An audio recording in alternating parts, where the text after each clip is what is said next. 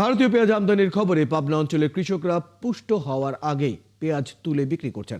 বর্তমানে বাজারে বেশি দামে এবং পরে দরপতনের শঙ্কায় তারা পেঁয়াজ তুলে নিচ্ছেন। তাই দেশি পেঁয়াজের ভরা মৌসুমে এলসি বন্ধের দাবি কৃষকদের।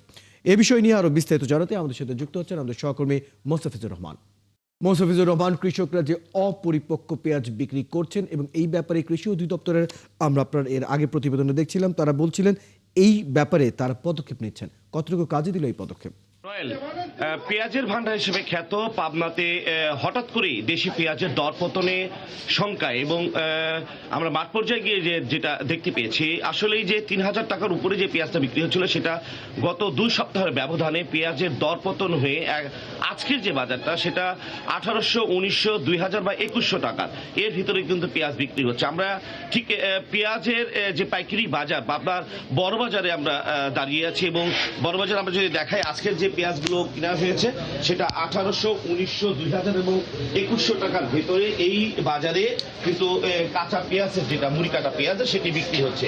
আমরা স্থানীয় যে ব্যবসায়ী যারা আছেন, যারা পাইকারি পেঁয়াজ বিক্রি করছেন, তাদের সাথে কথা বলেছি।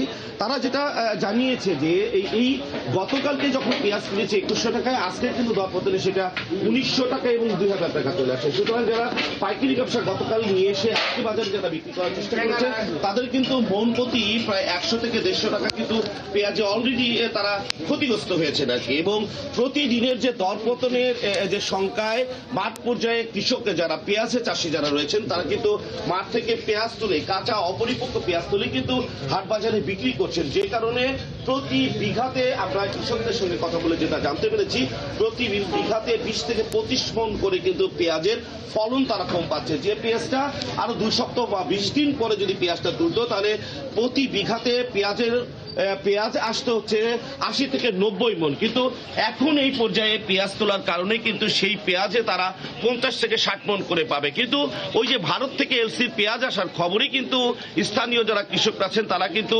দরপতনের সংখ্যা এবং দরপতনটা অলরেডি হয়ে গেছে, যেটা হচ্ছে ১৮০০, ১৯০০ টাকায় পেঁয়াজ বিক্রি হচ্ছে এবং ক্যাটাগরি অনুযায়ী সেই পেঁয়াজগুলো বিক্রি হচ্ছে।